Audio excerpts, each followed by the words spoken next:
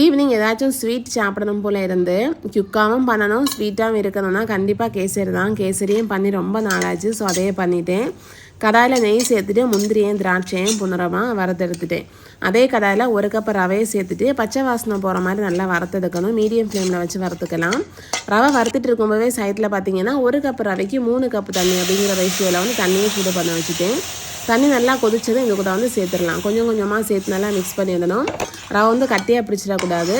அப்படியே நல்லா கலந்து விட்டாச்சுன்னா 2 நிமிஷத்துலேயே தண்ணியெல்லாம் வட்டிடும். ரவை தண்ணியெல்லாம் குடிச்சிடும். இது கூட வந்து 1 கப்பு சீனி சேர்த்துருக்கேன். நல்லா ஸ்வீட்டாக வேணும்னு நினச்சிங்கன்னா 1.25 கப்பு 1.5 கப் வரை சேர்க்கலாம். 3-4 ஏலக்காயும் தட்டி சேர்த்துட்டு நல்லா கலந்து விட்டுடலாம். இப்போ ஃபுட் கலர் இருந்தால் அதை ஆட் பண்ணலாம். நான் ஃபுட் கலர்லாம் பொதுவாக ஆட் பண்ண மாட்டேன். 1/2 டீஸ்பூன் மஞ்சள் தூளை தண்ணியில் கலந்து வந்து அப்படியே சேர்த்தேன்னா இந்த மாதிரி நல்லா கலராக வந்துடும். இல்லை இப்போ வந்து 2 டேபிள் ஸ்பூன் நெய்யும் சேர்த்து நல்லா மிக்ஸ் பண்ணால் இந்த கன்சிஸ்டன்சியில் வந்துடும். இப்போ இது கூட நாம் வந்து வறுத்து வச்சுருக்கிற முந்திரியும் திராட்சையும் சேர்த்துட்டு அப்படியே இறக்கிக்கலாம். இந்த கேசரி பார்த்திங்கன்னா நம்மள்ட்ட நிறைய பேரோட ஃபஸ்ட்டு ஸ்வீட் ரெசிபியாக தான் இருக்கேன். நான் வந்து ரொம்ப ஈஸியாக பண்ணிடலாம் பார்த்தீங்களா. அப்படியே கேசரி யாருக்கெல்லாம் பிடிக்கும்னு கீழே கமெண்ட் பண்ணுங்கள். இன்னும் கேசரி பண்ண தெரியாதுன்னா கண்டிப்பாக இந்த மாதிரி ட்ரை பண்ணிவிட்டு எப்படி இருக்குன்னு மறக்காமல் கமெண்ட் பண்ணுங்கள். தேங்க்ஸ் ஃபார் வாட்சிங். பை.